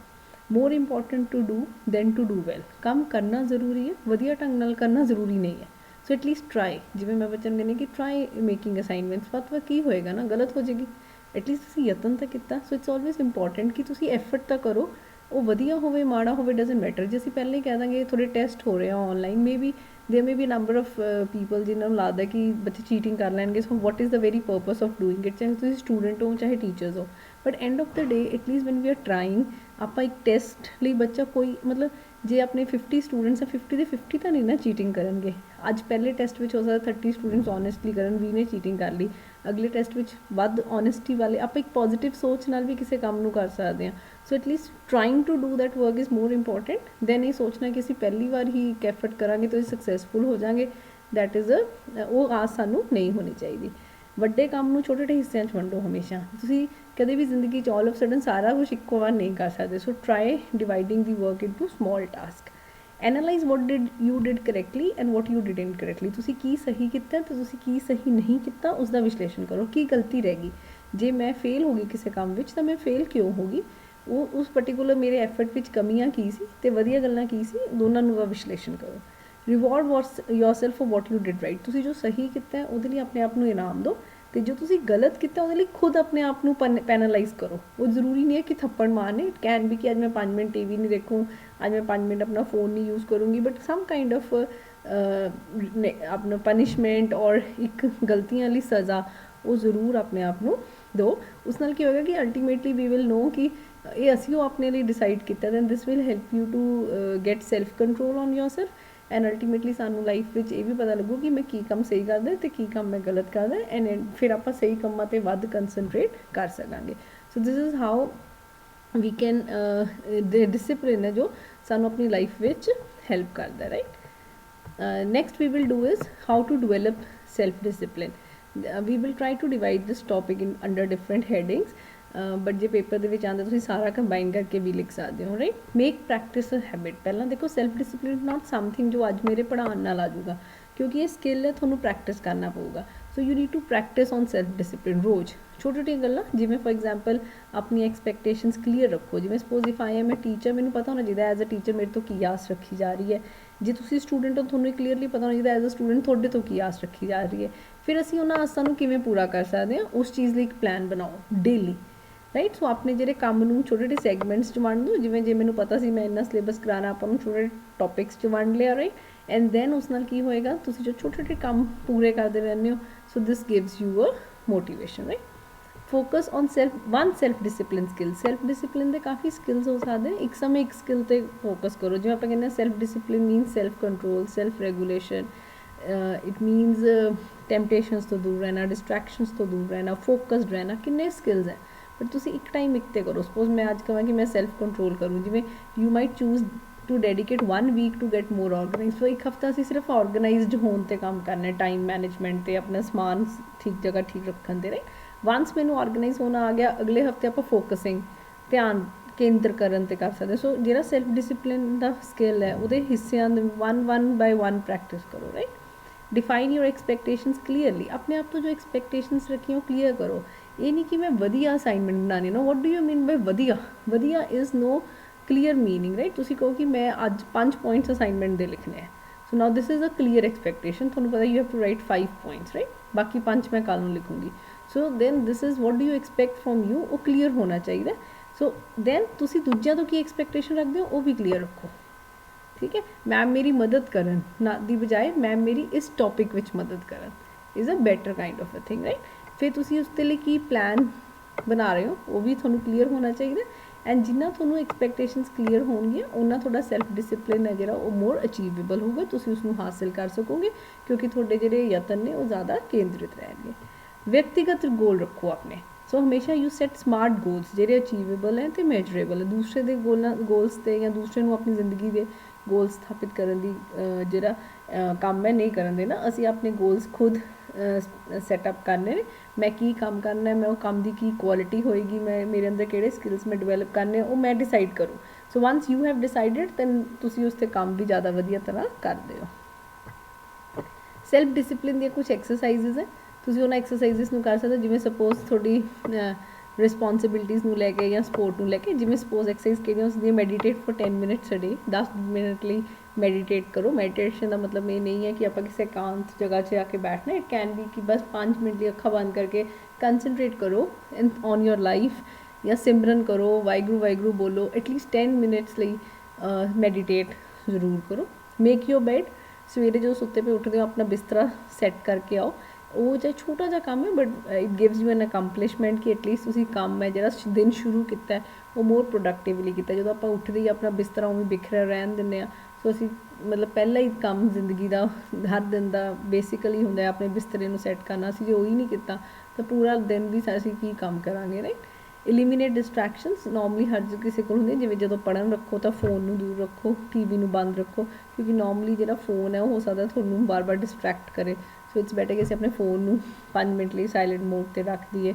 ਦੀ simple things we can do, ਕਿ ਜਿਹੜੇ ਚੀਜ਼ਾਂ ਸਾਨੂੰ ਮੇਰਾ ਧਿਆਨ ਮੇਰੇ ਕੰਮ ਤੋਂ ਭਟਕਾਉਂਦੀਆਂ ਨੇ, ਜਦੋਂ ਕੰਮ ਕਰਨ ਲੱਗੋ ਉਹਨਾਂ ਚੀਜ਼ਾਂ ਨੂੰ ਆਪਣੇ ਤੋਂ ਦੂਰ ਰੱਖੋ। ਉਹਦੇ ਲਈ ਜਿਵੇਂ ਸਿੰਪਲ ਹੋ ਸਕਦਾ ਤੁਸੀਂ ਸ਼ਡਿਊਲ ਸੈੱਟ ਕਰ ਲਓ, ਦਿਨ ਦੇ 24 ਘੰਟਿਆਂ ਦਾ ਇੱਕ ਟਾਈਮ ਟੇਬਲ ਬਣਾ ਲਓ ਕਿ ਕਦੋਂ ਫੋਨ ਸੋਸ਼ਲ ਮੀਡੀਆ 'ਤੇ ਫੇਸਬੁੱਕ 'ਤੇ ਕਦੋਂ ਦੇਖਣਾ, ਟੀਵੀ ਕਦੋਂ ਦੇਖਣਾ, ਪੜ੍ਹਨਾ ਕਦੋਂ ਹੈ। ਆਪਣੀ ਵਰਕ ਪਲੇਸ ਨੂੰ ਸਾਫ਼ ਰੱਖੋ, ਰਾਈਟ। ਐਂਡ ਪੋਜ਼ੀਟਿਵ ਡਿਸਟਰੈਕਸ਼ਨਸ ਹੁੰਦੀਆਂ, ਜਿਵੇਂ ਲਿਸਨਿੰਗ ਟੂ ਬੈਕਗਰਾਊਂਡ ਮਿਊਜ਼ਿਕ, ਕਈ ਜਗ੍ਹਾ ਹਲਕਾ ਹਲਕਾ ਮਿਊਜ਼ਿਕ ਚੱਲਦਾ ਰਹੇ ਤਾਂ it helps you to do your work. Generally offices ਦੇ ਵਿੱਚ ਕਾਫੀ ਹੈਲਪਫੁਲ ਰਹਿੰਦਾ। ਅਤੇ ਇੱਕ ਸਭ ਤੋਂ ਵਧੀਆ ਜਿਹੜੀ ਕੰਮ ਹੈ ਜਿਹਨੂੰ ਤੁਸੀਂ ਪਰਫੈਕਟਲੀ ਕਰ ਸਕਦੇ ਹੋ, ਉਸ ਕੰਮ ਨੂੰ ਚੁਣੋ if you are working. Practice gratitude, thank you ਕਹਿਣਾ ਸਿੱਖੋ, ਚਾਹੇ ਆਪਣੇ ਆਪ ਨੂੰ ਵੀ ਅਤੇ ਦੂਸਰਿਆਂ ਨੂੰ ਵੀ। ਜੋ ਛੋਟੇ ਛੋਟੇ ਕੰਮ ਤੁਸੀਂ ਵਧੀਆ ਤਰ੍ਹਾਂ ਕੀਤੇ ਨੇ ਉਹਨਾਂ ਲਈ ਆਪਣੇ ਆਪ ਨੂੰ ਗੁੱਡ ਕਹੋ, ਥੈਂਕ ਯੂ ਕਹੋ। ਨੋਰਮਲੀ ਤੁਸੀਂ ਸ਼ੁਰੂ ਕਰਕੇ ਦੇਖੋਗੇ ਨਾ ਕਿ ਹਰ ਰੋਜ਼ ਸਵੇਰੇ ਸਿਰਫ 3 ਚੀਜ਼ਾਂ ਲਿਖੋ ਜਿਹਦੇ ਲਈ ਤੁਸੀਂ ਗ੍ਰੇਟਫੁਲ ਹੋ। ਆਫਟਰ 6 ਵੀਕਸ ਤੁਸੀਂ ਦੇਖੋਗੇ ਤੁਸੀਂ ਜ਼ਿਆਦਾ ਸੈਲਫ ਡਿਸਿਪਲਿਨਡ ਹੋ ਗਏ and you are more motivated. So do it as students. ਅੱਜ ਤੋਂ ਬਾਅਦ for tomorrow, from tomorrow every day we will write 3 things ਜਿਹਦੇ ਲਈ ਅਸੀਂ ਥੈਂਕਫੁਲ ਹਾਂ। ਐਂਡ ਕੋਸ਼ਿਸ਼ ਕਰੋ ਕਿ ਤੁਸੀਂ ਆਪਣੀ ਗੂਗਲ ਕਲਾਸਰੂਮ 'ਚ ਸ਼ੇਅਰ ਕਰੋ। ਸੋ ਜੇ ਤੁਸੀਂ ਦੇਖੋ ਕਿ ਵਿਦਨ ਵੀਲ ਸੀ ਕਿ ਜੇ ਆਪਾਂ 6 ਹਫ਼ਤੇ ਲਈ ਰੋਜ਼ ਇਹ ਕੰਮ ਕਰਦੇ ਹਾਂ ਤਾਂ ਕੀ ਉਹ ਸਾਨੂੰ ਫਰਕ ਦਿੰਦਾ ਜਾਂ ਨਹੀਂ। ਜੇ ਤੁਸੀਂ ਗੂਗਲ ਕਲਾਸਰੂਮ 'ਚ ਨਹੀਂ ਕਰਨਾ ਚਾਹੁੰਦੇ, ਤੁਸੀਂ ਆਪਣੇ ਇੱਕ ਡਾਇਰੀ ਲਗਾਓ and start writing 3 things that you are thankful for, right. Revisit your goals regularly, ਬਾਰ ਯਾਦ ਕਰਾਓ ਆਪਣੇ ਆਪ ਨੂੰ ਵੀ ਤੁਹਾਡਾ ਕੀ ਗੋਲ ਹੈ। ਬਹੁਤ ਜ਼ਿਆਦਾ ਬੱਚੇ ਹੁੰਦੇ ਨੇ ਜੋ ਆਪਣੇ ਕਮਰੇ ਵਿੱਚ ਲਿਖ ਕੇ ਲਗਾ ਦਿੰਦੇ ਨੇ ਕਿ I want to be an IAS officer. ਫਿਰ ਰੋਜ਼ ਜਦੋਂ ਸਵੇਰੇ ਉੱਠਦੇ ਨੇ ਤਾਂ ਉਹਨਾਂ ਨੂੰ ਦਿਖਦਾ ਹੈ ਕਿ ਦਿਸ is what they want to do. ਇਹਦੇ ਨਾਲ this acts as a motivator and plus ਉਹਦੇ ਨਾਲ ਤੁਹਾਡਾ ਸੈਲਫ ਡਿਸਿਪਲਿਨ ਵੀ ਵੱਧ ਜਾਂਦਾ ਹੈ। ਐਂਡ ਹਮੇਸ਼ਾ ਯਾਦ ਰੱਖੋ ਕਿ ਜਿਹੜੇ ਫੇਲੀਅਰਸ ਹੈ ਉਹ ਜੇ ਫੇਲ ਹੋਵਾਂਗੇ ਤਾਂ ਹੀ ਸਕਸੈਸਫੁਲ ਵੀ ਹੋਵਾਂਗੇ। ਸੋ ਫੇਲੀਅਰ, ਸੈਲਫ ਡਿਸਿਪਲਿਨ ਆਪਾਂ ਪਹਿਲਾਂ ਵੀ ਕੀਤਾ ਸੀ ਕਿ ਸੈਲਫ ਡਿਸਿਪਲਿਨ ਦਾ ਪ੍ਰਿੰਸੀਪਲ ਇਹ ਕਹਿੰਦਾ ਕਿ ਪਰਫੈਕਟ ਨਹੀਂ ਹੋਣਾ ਸੀ, but what is more important is ਕਿ ਸਾਨੂੰ ਐਫਰਟ ਕਰਨਾ ਇੰਪੋਰਟੈਂਟ ਹੈ। ਸੋ ਸਾਨੂੰ ਇਹ ਸਿੱਖਣਾ ਕਿ ਜੇ ਮੈਂ ਫੇਲ ਹੋ ਗਿਆ ਤਾਂ ਉਸ ਫੇਲੀਅਰ ਤੋਂ ਵੀ ਮੈਂ ਕੀ ਸਿੱਖਿਆ, ਦੈਟ ਇਜ਼ ਮੋਰ ਇੰਪੋਰਟੈਂਟ। ਸੋ ਹਮੇਸ਼ਾ ਸੋਚੋ ਆਪਾਂ ਫੇਲ ਹੋਵਾਂਗੇ ਤਾਂ ਹੀ ਸਕਸੈਸਫੁਲ ਹੋਵਾਂਗੇ, ਰਾਈਟ। ਸੋ ਜੇ ਕੋਈ ਬੰਦਾ ਕਹਿੰਦਾ ਕਿ ਮੈਂ ਕਦੇ ਕੋਈ ਗਲਤੀ ਹੀ ਨਹੀਂ ਕੀਤੀ ਤਾਂ ਉਹਨੇ ਕੋਈ ਕੰਮ ਵੀ ਨਹੀਂ ਕੀਤਾ। ਜੇ ਤੁਸੀਂ ਕੰਮ ਕਰੋਗੇ ਤਾਂ ਗਲਤੀ ਵੀ ਹੋਏਗੀ, ਪਰ ਅਸੀਂ ਉਸ ਗਲਤੀ ਨੂੰ ਸੁਧਾਰਨਾ ਹੈ, ਇਹ ਵੀ ਸਾਨੂੰ ਕਰਨਾ ਚਾਹੀਦਾ। ਸੋ ਕਦੇ ਵੀ ਗਲਤੀ ਦੇ ਡਰ ਤੋਂ ਕੰਮ ਨੂੰ ਛੱਡਣਾ ਨਹੀਂ ਹੈ, ਰਾਈਟ। ਐਜ਼ ਅ ਟੀਚਰ ਅਸੀਂ ਕੀ ਕਰ ਸਕਦੇ, ਫਿਊ ਥਿੰਗਸ ਜਿਹਦੇ ਨਾਲ ਅਸੀਂ ਬੱਚਿਆਂ ਨੂੰ ਡਿਸਿਪਲਿਨ ਸਿਖਾ ਸਕਦੇ। ਜਿਵੇਂ ਸਪੋਜ਼ ਸੈਲਫ ਕੰਟਰੋਲ ਜੇ ਅਸੀਂ ਸਿਖਾਉਣਾ ਬੱਚਿਆਂ ਨੂੰ, ਇੱਕ ਸਿੰਪਲ ਜੀ ਐਕਟੀਵਿਟੀ ਹੈ, ਰਿਸਰਚਰ ਨੇ ਪ੍ਰੀ ਸਕੂਲ ਛੋਟੇ ਬੱਚਿਆਂ ਨਾਲ ਕੀਤੀ, ਜਿਹਦੇ ਵਿੱਚ 2 ਤਰ੍ਹਾਂ ਦੇ ਬੱਚੇ ਸੀ, ਜਿਹੜੇ ਸੈਲਫ ਡਿਸਿਪਲਿਨ ਵੀ ਸੀ ਅਤੇ ਜਿਹੜੇ ਨਹੀਂ ਸੀ। ਸੋ ਇਹਨੇ ਕੀ ਕੀਤਾ, 2 ਗਰੁੱਪ ਲਏ, ਇੱਕ A ਅਤੇ ਇੱਕ B। A ਗਰੁੱਪ ਦੇ ਬੱਚੇ ਸੈਲਫ ਡਿਸਿਪਲਿਨ ਹੈ, B ਦੇ ਨਹੀਂ ਹੈ। ਸੋ ਉਹਨਾਂ ਨੇ ਗੇਮ ਖਿਲਵਾਈ red light and green light, right. So normal version ਵਿੱਚ ਕੀ ਸੀ ਕਿ ਸਟੂਡੈਂਟ ਨੇ ਗ੍ਰੀਨ ਲਾਈਟ, ਜਦੋਂ ਗ੍ਰੀਨ ਕਲਰ ਦੀ ਲਾਈਟ ਹੈ ਤਾਂ ਭੱਜਣਾ ਹੈ, ਅਤੇ ਜਦੋਂ ਰੈੱਡ ਕਲਰ ਦੀ ਲਾਈਟ ਹੈ ਤਾਂ ਰੁਕ ਜਾਣਾ ਹੈ, ਰਾਈਟ। ਨੋਰਮਲੀ ਤਾਂ ਇਹੀ ਹੁੰਦਾ, ਪਰ ਇਸ ਪਰਟੀਕੂਲਰ ਸਟੱਡੀ ਲਈ ਉਸਨੇ ਰੂਲਸ ਚੇਂਜ ਕਰਤੇ। ਉਸਨੇ ਕੀ ਕਿਹਾ, ਸਟੂਡੈਂਟਸ ਨੂੰ ਆਪੋਜ਼ਿਟ ਕਰਨ ਲਈ ਕਿਹਾ ਕਿ ਉਹਨਾਂ ਨੇ ਰੈੱਡ 'ਤੇ ਭੱਜਣਾ ਹੈ ਅਤੇ ਗ੍ਰੀਨ 'ਤੇ ਰੁਕਣਾ ਹੈ। ਤਾਂ ਉਸਨੇ ਦੇਖਿਆ ਕਿ ਜਿਹੜੇ ਸਟੂਡੈਂਟਸ ਆਲਰੇਡੀ ਸੈਲਫ ਡਿਸਿਪਲਿਨਡ ਸੀ, ਦੇ head not change there behaviour, ਉਹਨਾਂ ਦੇ ਬਿਹੇਵੀਅਰ 'ਚ ਕੋਈ ਜ਼ਿਆਦਾ ਚੇਂਜ ਨਹੀਂ ਆਈ। ਬਟ ਜਿਹੜੇ ਬੱਚੇ ਸੈਲਫ ਡਿਸਿਪਲਿਨਡ ਨਹੀਂ ਸੀ ਉਹ ਹੁਣ ਜ਼ਿਆਦਾ ਸੈਲਫ ਕੰਟਰੋਲ ਹੋ ਗਏ। ਕਿਉਂ ਸੈਲਫ ਕੰਟਰੋਲ ਹੋ ਗਏ? ਕਿਉਂਕਿ ਜਿਹੜੀ ਇਹ ਗੇਮ ਸੀ ਉਹ ਰੂਲਸ ਦੇ ਅਗੇਂਸਟ ਜਾਣ ਦੀ ਸੀਗੀ, ਹੈ ਨਾ। ਐਂਡ ਸਟੂਡੈਂਟਸ ਜਿਹਨੂੰ ਪਤਾ ਹੀ ਨਹੀਂ ਸੀ ਕਿ ਅਸੀਂ ਆਪਣੇ ਆਪ ਨੂੰ ਕਿਵੇਂ ਸੈਲਫ ਰੈਗੂਲੇਟ ਕਰਨਾ, ਹੁਣ ਉਹ ਜ਼ਿਆਦਾ ਰੈਗੂਲੇਟ ਹੋ ਗਏ ਕਿਉਂਕਿ ਉਹਨਾਂ ਨੂੰ ਧਿਆਨ ਦੇਣਾ ਪਿਆ। ਨੋਰਮਲ ਹੁੰਦਾ ਕਿ ਆਪਾਂ ਗ੍ਰੀਨ 'ਤੇ ਚੱਲਦੇ ਹਾਂ, ਰੈੱਡ 'ਤੇ ਚੱਲਦੇ, ਇਹ ਆਪਾਂ ਨੂੰ ਨੋਰਮਲ ਜੀ ਲਾਈਫ 'ਚ ਗੱਲ ਰੱਖਦੀ ਹੈ। ਪਰ ਜਦੋਂ ਉਹਨਾਂ ਨੂੰ ਕੁਝ ਉਲਟੀ ਐਕਟੀਵਿਟੀ ਕਰਨ ਲਈ ਕਿਹਾ ਗਿਆ, ਬਿਕੋਜ਼ ਦੇ ਹੈਡ ਟੂ ਕੰਸਨਟਰੇਟ ਮੋਰ, ਤਾਂ ਉਹਨਾਂ ਦਾ ਬਿਹੇਵੀਅਰ ਹੈ ਜਿਹੜਾ ਉਹ ਜ਼ਿਆਦਾ ਵਧੀਆ ਹੋ ਗਿਆ। ਜਿਹੜੇ ਆਲਰੇਡੀ ਸੈਲਫ ਡਿਸਿਪਲਿਨ ਸੀ ਉਹਨਾਂ ਲਈ ਤਾਂ ਚਲੋ ਸੀਗੇ ਹੀ, ਬਟ ਪੀਪਲ ਹੂ ਵਰ ਨਾਟ ਸੈਲਫ ਡਿਸਿਪਲਿਨਡ, ਉਹ ਵੀ ਸੈਲਫ ਕੰਟਰੋਲ ਉਹਨਾਂ ਦਾ ਜਿਹੜਾ ਉਹ ਵੱਧ ਗਿਆ। ਐਂਡ ਦੇ ਸਟਾਰਟਿਡ ਟੂ ਨੋ ਕਿ ਅਸੀਂ ਕਿਵੇਂ ਆਪਣੇ ਆਪ ਨੂੰ ਰੈਗੂਲੇਟ ਕਰ ਸਕਦੇ। ਸੋ ਇਸ ਲਈ ਕੋਸ਼ਿਸ਼ ਕਰੋ ਕਿ ਬੱਚਿਆਂ ਨੂੰ ਗੋ ਅਗੇਂਸਟ ਦ ਰੂਲ ਐਵੇਂ ਦੀਆਂ ਕੋਈ ਗੇਮਸ ਕਰਵਾਓ ਜਿਹੜੀਆਂ ਨੋਰਮਲ ਨਾਲੋਂ ਡਿਫਰੈਂਟ ਹੋਣ। ਐਂਡ ਉਸਦੇ ਜਦੋਂ ਆਪਾਂ ਨੋਰਮਲ ਤੋਂ ਉਲਟੀ ਚੀਜ਼ ਕਰਦੇ ਹਾਂ ਉਦੋਂ ਆਪਣੇ ਦਿਮਾਗ ਨੂੰ ਆਪਾਂ ਨੂੰ ਦੱਸਣਾ ਪੈਂਦਾ ਹੈ ਵੀ ਇਹ ਨਹੀਂ ਕਰਨਾ। ਸੋ ਇਫ ਆਈ ਸੇ ਕਿ ਸਮਾਈਲ 'ਤੇ ਹੱਸਣਾ ਹੈ, ਉਹ ਤਾਂ ਬ੍ਰੇਨ ਨੂੰ ਪਤਾ ਹੀ ਹੈ ਕਿ ਜੇ ਸਮਾਈਲ ਹੈ ਤਾਂ ਮੈਂ ਹੱਸਣਾ। ਪਰ ਜੇ ਮੈਂ ਤੁਹਾਨੂੰ ਕਹਾਂ ਕਿ when I say smile you have to start crying, ਤਾਂ ਤੁਹਾਨੂੰ ਆਪਣੇ ਦਿਮਾਗ ਨੂੰ ਬਾਰ-ਬਾਰ ਦੱਸਣਾ ਪਊਗਾ ਵੀ ਜੇ ਮੈਂ ਆਪਣੇ ਸਮਾਈਲ ਕਿਹਾ ਤਾਂ ਮੈਂ ਰੋਣਾ ਹੈ, ਮੈਂ ਸਮਾਈਲ ਕਿਹਾ ਤਾਂ ਮੈਂ ਰੋਣਾ ਹੈ। ਇਸ ਨਾਲ ਕੀ ਹੋਏਗਾ, ਅਲਟੀਮੇਟਲੀ ਤੁਹਾਡੇ ਅੰਦਰ ਸੈਲਫ ਕੰਟਰੋਲ ਹੈ ਜਿਹੜਾ ਉਹ ਵੱਧ ਜਾਏਗਾ, ਰਾਈਟ। ਸੈਕਿੰਡ ਐਕਟੀਵਿਟੀ ਸੀ ਬ੍ਰੇਨ ਬ੍ਰੇਕ। ਇਹਦੇ ਵਿੱਚ ਉਹਨੇ ਕੀ ਕੀਤਾ, ਮੇਨਲੀ ਬੱਚਿਆਂ ਨੂੰ ਕਾਮ ਡਾਊਨ ਕਰਨ ਲਈ ਆਫਟਰ ਰਿਸੈਸ ਔਰ ਟ੍ਰਾਂਜੀਸ਼ਨ, ਨੋਰਮਲੀ ਰਿਸੈਸ ਤੋਂ ਬਾਅਦ ਕਿੰਨਾ ਗਾਹ ਪਾਉਂਦੇ ਆ ਬੱਚੇ, ਤਾਂ ਉਸ ਚੀਜ਼ 'ਤੇ ਬੱਚਿਆਂ ਦੇ ਬ੍ਰੇਨ ਦੁਆਰਾ ਸੈਟਲ ਕਰਨ ਲਈ ਟੀਚਰ ਨੇ ਯੂਜ਼ ਕੀਤਾ। ਇਹਦੇ ਨਾਲ ਬੱਚਿਆਂ ਨੂੰ ਰੀਚਾਰਜ ਕਰਨ ਲਈ ਅਤੇ ਰੀਫੋਕਸ ਕਰਨ ਲਈ, ਦੁਬਾਰਾ ਬ੍ਰੇਕ ਤੋਂ ਬਾਅਦ ਕੰਮ ਕਰਨਾ ਔਖਾ ਹੋ ਜਾਂਦਾ ਨਾ ਕਈ ਵਾਰ। ਸੋ ਜਦੋਂ ਸਟੂਡੈਂਟਸ ਇੱਕ ਕੰਮ ਤੋਂ ਦੂਜੇ ਕੰਮ 'ਤੇ ਜਾਂਦੇ ਨੇ, ਸੋ ਜਿਵੇਂ ਬ੍ਰੇਕ ਤੋਂ ਬਾਅਦ ਜਦੋਂ ਕਲਾਸ ਲਾਉਣ ਆਉਂਦੇ ਨੇ, ਉਸ ਟਾਈਮ ਬੱਚੇ ਕਈ ਵਾਰ ਆਪਣੇ ਆਪ 'ਤੇ ਕੰਟਰੋਲ ਨਹੀਂ ਰੱਖ ਪਾਉਂਦੇ। ਸੋ ਬ੍ਰੇਕ ਵਾਲੀ ਸ਼ਰਾਰਤਾਂ ਕਲਾਸ 'ਚ ਵੀ ਕੰਟੀਨਿਊ ਹੁੰਦੀਆਂ। ਸੋ ਉਹਦੇ 'ਚ ਟੀਚਰ ਕੀ ਕਰਦਾ ਸੀ ਕਿ ਬ੍ਰੇਨ ਬ੍ਰੇਕ ਦਿੰਦਾ, quick brain break in between the lessons and the activities. So they only have to be for 2 to 5 minutes in length. तो ये की है कि स्टूडेंट नू लंबा टीचर नहीं पढ़ाता, ब्रेक तो बाद जिवें 5 मिनट लिए कहना, हुण अपने दिमाग में बिल्कुल नहीं वरतना। Then teacher teachers, then again he says okay brain break, हुण अपने दिमाग को यूज़ नहीं करना असी। सो उस नाल की हुंदा कि स्टूडेंट्स जिहड़े वो रेगूलेट ज़्यादा करते, बिकॉज लंबे समय लिए जो आप बच्चों को पढ़ाने, वो वजह तो आप छोटे छोटे पार्ट्स में पढ़ाने तो ब्रेन में रेस्ट देंगे, ਤਾਂ ਉਹ ਜ਼ਿਆਦਾ ਅੱਛੀ ਤਰ੍ਹਾਂ ਸੈਲਫ ਰੈਗੂਲੇਟ ਕਰਦੇ ਨੇ ਆਪਣੇ ਆਪ ਨੂੰ, ਰਾਈਟ। ਦੈਨ ਸਟੂਡੈਂਟਸ ਦੀ ਵਰਕਿੰਗ ਮੈਮਰੀ ਨੂੰ ਆਪਾਂ ਡਿਵੈਲਪ ਕਰ ਸਕਦੇ ਹਾਂ। ਜਿਵੇਂ ਨੋਰਮਲੀ ਕੀ ਹੋ ਜਾਂਦਾ ਕਿ ਜਿਹੜੇ ਬੱਚੇ ਸੈਲਫ ਡਿਸਿਪਲਿਨ ਜਿਨ੍ਹਾਂ 'ਚ ਨਹੀਂ ਹੁੰਦਾ, ਉਹ ਬਹੁਤ ਜਲਦੀ ਡਿਸਟਰੈਕਟ ਹੋ ਜਾਂਦੇ ਨੇ, ਕਿਉਂਕਿ ਉਹਨਾਂ ਦੀ ਵਰਕਿੰਗ ਮੈਮਰੀ ਉਨੇ ਲੰਬੇ ਟਾਈਮ ਤੱਕ ਕੰਮ ਨਹੀਂ ਕਰਦੀ। ਸੋ ਇਹਦੇ ਲਈ ਆਪਾਂ ਬੱਚਿਆਂ ਲਈ ਬ੍ਰੇਨ ਗੇਮਸ ਖੇਡ ਸਕਦੇ, ਜਿਵੇਂ ਮੈਮਰੀ ਗੇਮ ਹੁੰਦੀ ਹੈ, ਮੈਮਰੀ ਗੇਮ ਹੁੰਦੀ ਜਿਹਦੇ 'ਚ ਆਪਾਂ ਬੱਚੇ ਨੂੰ ਕੁਛ ਵਰਡਸ ਯਾਦ ਕਰਵਾਤੇ ਹਨ, ਦੈਨ ਉਹਨੇ ਰੀਕॉल ਕਰਨੇ ਕਿ ਕਿਹੜੇ ਕਿਹੜੇ ਉਹਨੂੰ ਯਾਦ ਨੇ। ਜਿਵੇਂ ਵਰਡ ਰੀਕॉल, ਜਿਵੇਂ ਮੈਂ ਤੁਹਾਨੂੰ 5 ਵਰਡਸ ਬੋਲੇ, red, blue, green, yellow, orange, ਅਤੇ ਹੁਣ ਮੈਂ ਤੁਹਾਨੂੰ ਕਹਾਂ ਤੁਸੀਂ ਇਸੇ ਸੀਕੁਐਂਸ ਵਿੱਚ ਮੈਨੂੰ ਦੱਸਣੇ ਆ words. Now this is a memory game. So ਇਸ ਤਰ੍ਹਾਂ ਦੀਆਂ ਗੇਮਸ ਆਪਾਂ ਬੱਚਿਆਂ ਨਾਲ ਖੇਡ ਸਕਦੇ ਹਾਂ। ਦੂਸਰਾ ਹੋ ਸਕਦਾ ਕਿ ਡਰॉ something,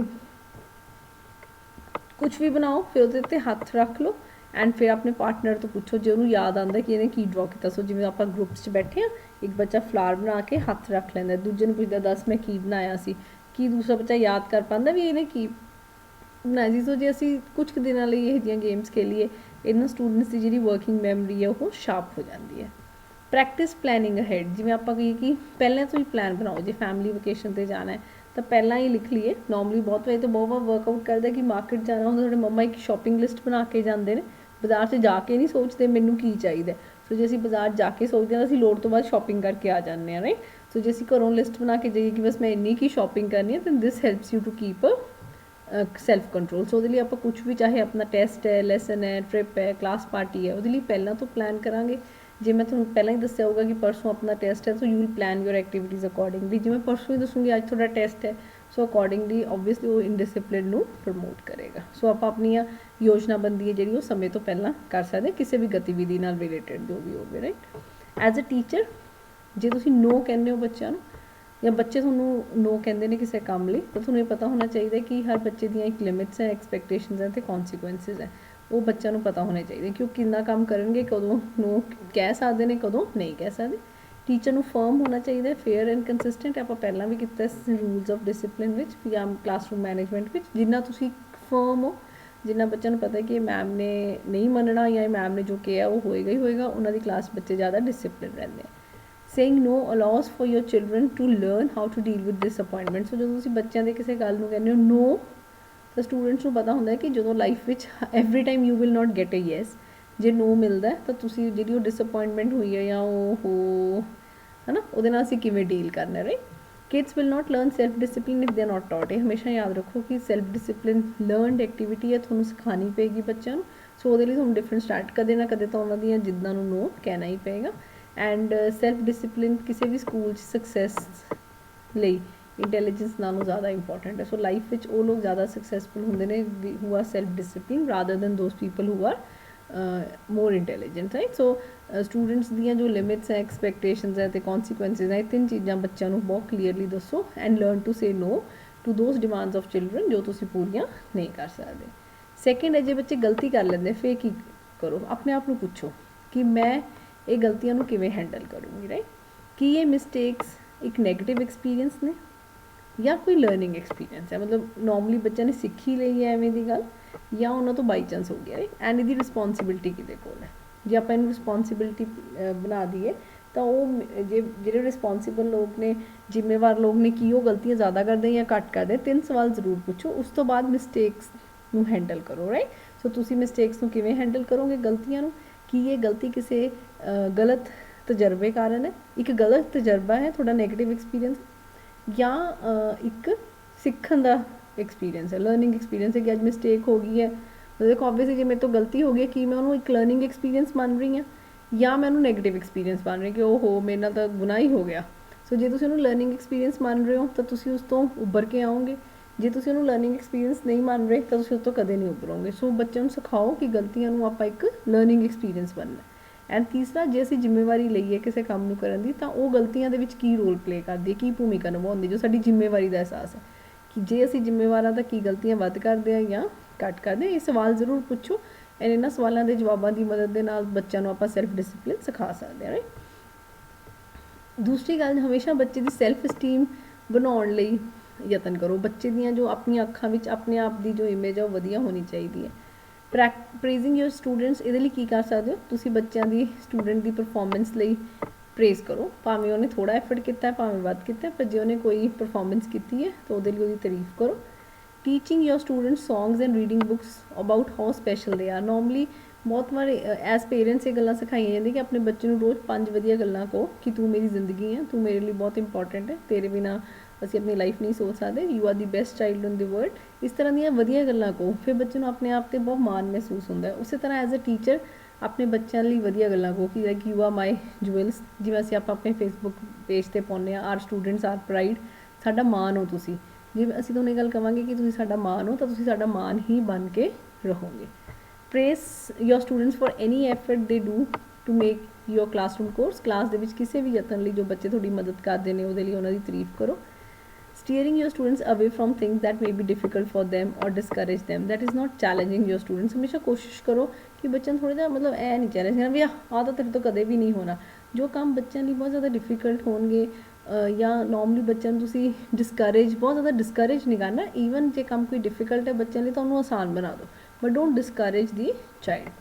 teach your students that if they simply love themselves then they will be successful. So ਬੱਚਿਆਂ ਨੂੰ ਦੱਸੋ ਕਿ ਜੇ ਤੁਸੀਂ ਆਪਣੇ ਆਪ ਨੂੰ ਪਿਆਰ ਕਰੋਗੇ ਤਾਂ ਜ਼ਿੰਦਗੀ ਵਿੱਚ ਸਫਲਤਾ ਵੀ ਤੁਹਾਨੂੰ ਮਿਲੇਗੀ।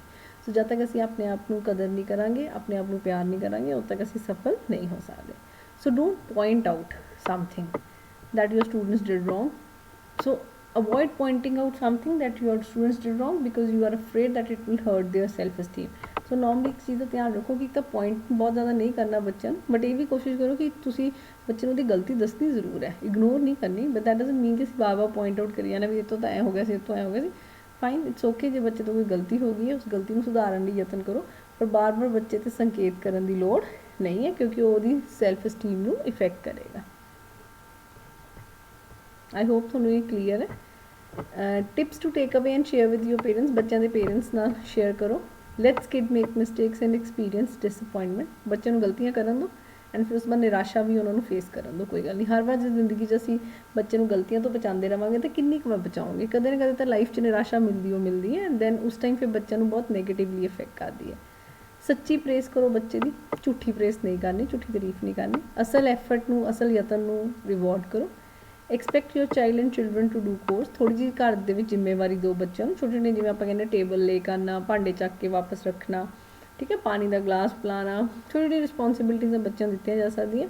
ਬੱਚਿਆਂ ਨੂੰ ਸਪੋਰਟ ਕਰੋ, ਹੈਲਪ ਕਰੋ ਕਿ ਉਹ ਨਵੇਂ ਸਕਿੱਲ ਸਿੱਖਣ ਐਂਡ ਆਪਣੇ ਕੰਮ ਖੁਦ ਕਰਨ।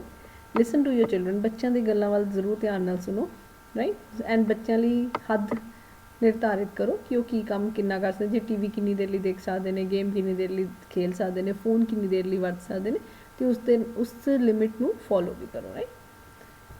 ਸੋ schools can boost self discipline through caring and disciplined classroom management and effective home work assignment. ਇਹ ਰਿਸਰਚ ਹੈ ਜੋ ਪ੍ਰੂਫ ਕਰਦੀ ਹੈ ਕਿ ਜੇ ਸਕੂਲ ਦੇ ਵਿੱਚ ਇੱਕ ਬੱਚਿਆਂ ਦੇ ਨਾਲ ਕੇਅਰਿੰਗ, ਸਹਾਨੂਭੂਤੀ ਵਾਲਾ, ਬੱਚਿਆਂ ਦਾ ਪਿਆਰ ਭਰਿਆ, ਸਨੇਹ ਭਰਿਆ ਵਾਤਾਵਰਨ ਹੋਵੇ ਅਤੇ ਅਨੁਸ਼ਾਸਨ ਹੋਵੇ ਕਲਾਸ ਪ੍ਰਬੰਧ ਵਿੱਚ, ਤਾਂ ਬੱਚਿਆਂ ਵਿੱਚ ਸਵੈ ਅਨੁਸ਼ਾਸਨ ਦਾ ਵਿਕਾਸ ਹੋ ਸਕਦਾ। ਉਸ ਦੇ ਨਾਲ ਜੇ ਬੱਚਿਆਂ ਨੂੰ ਵਧੀਆ ਅਸਾਈਨਮੈਂਟ ਦਿੱਤੀ ਜਾਵੇ ਘਰ ਦੇ ਕੰਮ, ਉਹਦੇ ਨਾਲ ਵੀ ਹੁਣ ਵਧੀਆ ਘਰ ਦੇ ਕੰਮ ਕੀ ਹੁੰਦੇ ਨੇ ਜਿਹਦਾ ਪਰਪਸ ਹੈ, ਕੰਮ ਕਰਨ ਦਾ ਫਾਇਦਾ ਕੀ ਹੈ। ਸਿਰਫ ਆਪਾਂ ਕਾਪੀ ਕਰ ਰਹੇ ਹਾਂ, ਜੇ ਬੁੱਕ ਵਿੱਚੋਂ ਕੁਐਸਚਨਸ ਦੇ ਆਨਸਰਸ ਨੂੰ ਬੁੱਕ ਵਿੱਚ ਮੈਮ ਨੇ ਮਾਰਕ ਕਰਾ ਦਿੱਤੇ ਤੇ ਅਸੀਂ ਘਰ ਲਿਖ ਰਹੇ ਹਾਂ, ਤਾਂ ਉਹਦਾ ਕੋਈ ਪਰਪਸ ਨਹੀਂ ਹੈ। ਪਰਪਸ ਤੁਹਾਨੂੰ ਪਤਾ ਹੋਣਾ ਚਾਹੀਦਾ ਕਿ why you are studying, right. ਮਤਲਬ ਜੋ ਕੰਮ ਹੈ ਉਹ ਕੁਛ ਨਵੀਂ ਤਰ੍ਹਾਂ ਦੀ ਲਰਨਿੰਗ ਬੱਚਿਆਂ ਦੇ ਵਿੱਚ ਕਰੇ, ਉਹ ਇਸ ਤਰ੍ਹਾਂ ਡਿਜ਼ਾਈਨ ਕੀਤਾ ਗਿਆ ਹੋਵੇ ਕਿ ਉਹ ਆਸਾਨੀ ਨਾਲ ਕੀਤਾ ਜਾ ਸਕੇ।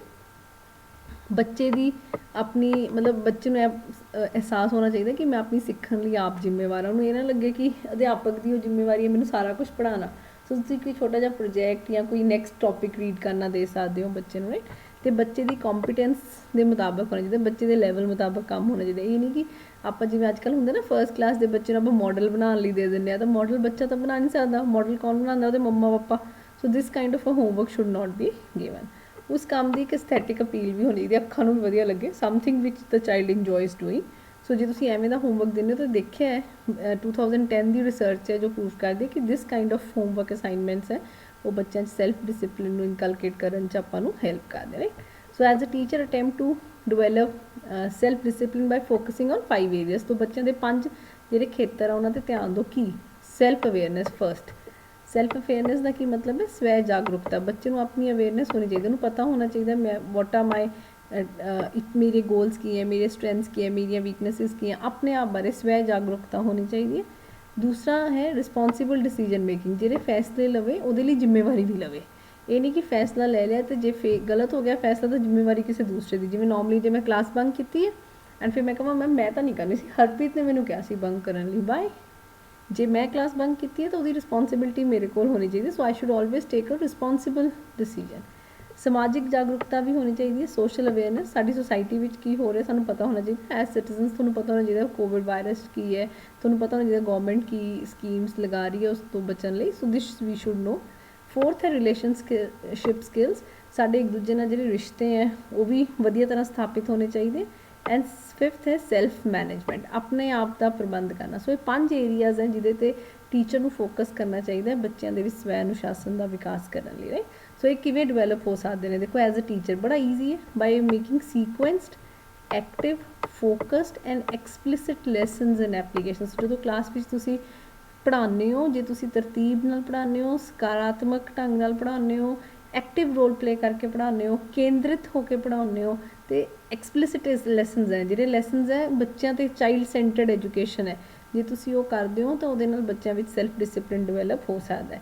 ਜਿਵੇਂ ਤੁਸੀਂ ਕਲਾਸ ਮੀਟਿੰਗਸ ਕਰ ਸਕਦੇ ਹੋ, ਕੁਛ ਟਾਈਮ ਬਾਅਦ ਆਪਣੇ ਬੱਚਿਆਂ ਨਾਲ ਗੱਲਬਾਤ ਕਰੋ, ਰਾਈਟ, ਉਹਨਾਂ ਨੂੰ ਪੁੱਛੋ ਉਹਨਾਂ ਦੀਆਂ ਕੀ ਪ੍ਰੋਬਲਮਸ ਹੈ। ਪੀਅਰ ਮੀਡੀਏਸ਼ਨ ਹੋ ਸਕਦੀ, ਜੇ ਮੇਰੀ ਕਲਾਸ 'ਚ ਕੋਈ ਬੱਚੇ ਨੂੰ ਉਹਦਾ ਫਰੈਂਡਸ ਇੱਕ ਦੂਜੇ ਦੀ ਹੈਲਪ ਕਰਨ।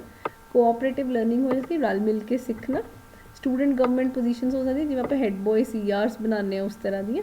ਇਹਨਾਂ ਸਾਰੀਆਂ ਓਪਰਚੁਨਿਟੀਜ਼ ਦੇ ਨਾਲ ਬੱਚਾ ਆਪਣੇ ਇਮੋਸ਼ਨਸ ਨੂੰ ਕੰਟਰੋਲ ਕਰਨਾ ਸਿੱਖਦਾ, ਆਪਣੇ ਸੰਵੇਗ ਨੂੰ ਕੰਟਰੋਲ ਕਰਨਾ ਸਿੱਖਦਾ, ਰਿਸਪੌਂਸਿਬਲ ਡਿਸੀਜਨਸ ਵੀ ਲੈਂਦਾ। ਹੁਣ ਜਿਵੇਂ ਆਪਾਂ ਕਲਾਸ ਮੋਨੀਟਰ ਹੈ, ਠੀਕ ਹੈ, ਪਹਿਲੇ ਦਿਨ ਹੋ ਸਕਦਾ ਕਿ ਆਪਣੇ ਦੁਸ਼ਮਣ ਨੂੰ ਆਪਾਂ ਸਜ਼ਾ ਦੇ ਦੀ, ਬਟ ਨਾਟ ਐਵਰੀ ਡੇ, ਹੌਲੀ ਸਲੋਲੀ ਤੁਹਾਨੂੰ ਆਪਣੀ ਜ਼ਿੰਮੇਵਾਰੀ ਦਾ ਵੀ ਅਹਿਸਾਸ ਹੁੰਦਾ ਹੈ। ਸੋ ਇਟ ਡਿਵੈਲਪਸ ਰਿਸਪੌਂਸਿਬਿਲਿਟੀ ਤੁਹਾਡੇ ਅੰਦਰ ਡਿਵੈਲਪ ਕਰਦਾ। ਸੈਲਫ ਅਵੇਅਰਨੈਸ ਵੀ ਹੈ, ਸਾਨੂੰ ਪਤਾ ਲੱਗਦਾ ਕਿ ਮੈਂ ਕੀ ਕਰ ਸਕਦਾ ਕੀ ਨਹੀਂ ਕਰ ਸਕਦਾ।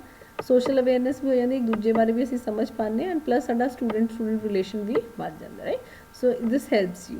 ਉਸ ਤੋਂ ਇਲਾਵਾ ਸੈਕਿੰਡ ਹੈ ਕਿ staff modelling of emotional intelligence, ਜਿਹੜੇ ਟੀਚਰ ਐਜ਼ ਅ ਟੀਚਰ ਤੁਸੀਂ ਵੀ you should have good emotional intelligence. That means you should be fair, teacher partial ਨਹੀਂ ਹੋਣਾ ਚਾਹੀਦਾ, ਕੇਅਰਿੰਗ ਹੋਵੇ ਬੱਚਿਆਂ ਨੂੰ। ਸੋ ਜੇ ਇੱਕ ਟੀਚਰ ਇਮੋਸ਼ਨਲੀ ਸਟਰੋਂਗ ਹੈ, ਇਮੋਸ਼ਨਲੀ ਇੰਟੈਲੀਜੈਂਟ ਹੈ, ਉਹਦੇ ਨਾਲ ਵੀ ਬੱਚੇ ਆ ਜਿਹੜੇ ਉਹ ਇਮੋਸ਼ਨਲੀ ਆਪਣੇ ਆਪ ਨੂੰ ਰੈਗੂਲੇਟ ਕਰ ਪਾਉਂਦੇ ਨੇ। ਜੇ ਮੈਂ ਹੀ ਕਲਾਸ 'ਚ ਆ ਕੇ ਖਿਜੀ ਮੱਚੀ ਆਊਂਗੀ, ਕਲਾਸ 'ਚ ਆ ਕੇ ਕੋਈ ਵੈਰੀ ਬਰਡਨ ਹੈ, ਕਲਾਸ 'ਚ ਆ ਕੇ ਰੋਂਦੀ ਰਹੂੰਗੀ, ਤਾਂ ਮੇਰੇ ਬੱਚੇ ਵੀ ਉਵੇਂ ਦੇ ਹੋ ਜਾਣਗੇ। So you as a teacher need to control your emotions. ਤੁਹਾਨੂੰ ਆਪਣੀ ਮਤਲਬ ਕਲਾਸ ਦੇ ਵਿੱਚ you should be always active, you should always be cheerful. ਤੁਸੀਂ ਬਿਮਾਰ ਹੋ ਸਕਦੇ ਹੋ, ਬਟ ਜੇ ਕਲਾਸ 'ਚ ਆਏ ਹੋ ਤਾਂ ਆਪਣੀ ਬਿਮਾਰੀ ਪਿੱਛੇ ਛੱਡਣੀ ਪੈਂਦੀ ਹੈ, ਆਪਣੇ ਘਰ ਦੀਆਂ ਪ੍ਰੋਬਲਮਸ ਪਿੱਛੇ ਛੱਡਣੀਆਂ ਪੈਂਦੀਆਂ, ਆਪਣੇ ਦੁੱਖ ਪਿੱਛੇ ਛੱਡਣੇ ਪੈਂਦੇ ਨੇ। So in classroom you should teach students ਕਿ ਅਸੀਂ ਕਿਸ ਤਰ੍ਹਾਂ ਆਪਣੇ ਇਮੋਸ਼ਨਸ ਨੂੰ ਮੈਨੇਜ ਕਰਨਾ ਅਤੇ ਦੂਸਰੇ ਦੇ ਇਮੋਸ਼ਨਸ ਨੂੰ ਸਮਝਣਾ। ਜੇ ਅਸੀਂ ਇਸ ਤਰ੍ਹਾਂ ਦਾ ਬਿਹੇਵੀਅਰ ਦਿਖਾਵਾਂਗੇ ਤਾਂ ਜਿਹੜੇ ਸਾਡੇ ਬੱਚੇ ਹੈ ਉਹ ਵੀ ਆਪਣੇ ਆਪ ਨੂੰ ਇਮੋਸ਼ਨਲੀ ਰੈਗੂਲੇਟ ਕਰ ਸਕਣਗੇ, right, and then this will make them more self-disciplined. So this is all about self-discipline.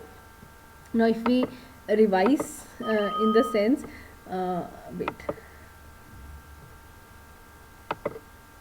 okay, if we see from the first slide, just to have a quick revision. So basically you know what is self discipline. स्वै अनुशासन हो गया। स्वै अनुशासन ਦੇ ਵਿੱਚ ਕੀ 5 key areas हैं: self awareness, emotional regulation, self control, responsible decision making, social skills ਹੋਣਾ, communication, right? So these are few points. स्वै अनुशासन ਦਾ main purpose ਕੀ ਹੈ ਕਿ ਜਦੋਂ ਆਪਾਂ ਆਪਣੇ ਆਪ ਨੂੰ ਕੰਟਰੋਲ 'ਚ ਰੱਖ ਪਾਉਂਦੇ ਹਾਂ, ਜਿਸ ਨਾਲ ਅਸੀਂ ਆਪਣੀ ਜ਼ਿੰਦਗੀ ਦੇ ਜਿਹੜੇ ਉਦੇਸ਼ ਆ ਉਹਨਾਂ ਨੂੰ ਹਾਸਲ ਕਰ ਸਕਦੇ ਹਾਂ। ਸੋ ਸਵੈ ਅਨੁਸ਼ਾਸਨ ਕੋਈ ਜਨਮ ਤੋਂ ਸਿੱਖ ਕੇ ਨਹੀਂ ਆਉਂਦਾ, ਆਪਾਂ ਉਹਨੂੰ ਸਿਖਾ ਸਕਦੇ। ਉਹਦੇ ਲਈ ਛੋਟੀ ਛੋਟੀਆਂ ਐਕਟੀਵਿਟੀਜ਼ ਹੈ ਜੋ ਤੁਸੀਂ ਕਲਾਸ 'ਚ ਕਰ ਸਕਦੇ ਹੋ, ਜਿਸ ਨਾਲ ਬੱਚੇ ਨੂੰ ਬਿਹੇਵੀਅਰ ਮੈਨੇਜ ਕਰਨਾ ਸਿਖਾਈਏ, ਸੈਲਫ ਕੰਟਰੋਲ ਸਿਖਾਈਏ। ਸੋ ਅਲਟੀਮੇਟਲੀ ਉਸ ਦੇ ਨਾਲ ਅਸੀਂ ਆਪਣੇ ਬੱਚਿਆਂ ਵਿੱਚ ਸੈਲਫ ਡਿਸਿਪਲਿਨ ਹੈ ਜਿਹੜਾ ਉਹ ਇਨਕਲਕੇਟ ਕਰ ਸਕਦੇ ਹਾਂ। ਬਟ ਸਭ ਤੋਂ ਇੰਪੋਰਟੈਂਟ ਜੋ ਤੁਸੀਂ ਯਾਦ ਰੱਖਣਾ ਹੈ ਉਹ ਇਹ ਯਾਦ ਰੱਖਣਾ ਹੈ ਕਿ ਇਫ ਐਜ਼ ਟੀਚਰ ਤੁਸੀਂ ਸੈਲਫ ਡਿਸਿਪਲਿਨਡ ਹੋ ਤਾਂ ਹੀ ਤੁਹਾਡੇ ਬੱਚੇ ਸੈਲਫ ਡਿਸਿਪਲਿਨਡ ਹੋਣਗੇ, right. So thank you, and I hope ਜੇ ਕੋਈ doubts ਹੋਏ we can just take up the doubts in our group. Thank you.